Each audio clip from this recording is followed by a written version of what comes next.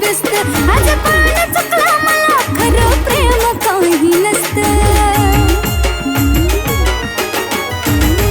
तुला भेटली आता मस्त तू झाला त्याच्यात व्यस्त आज पण चुकला मला खरं प्रेम काही नसतं माझा केला वापर कशी तुला करू माफर माझा केला वापर कशी तुला करू माफर घेतला समाजा फायदा तू आशिष खोला खोला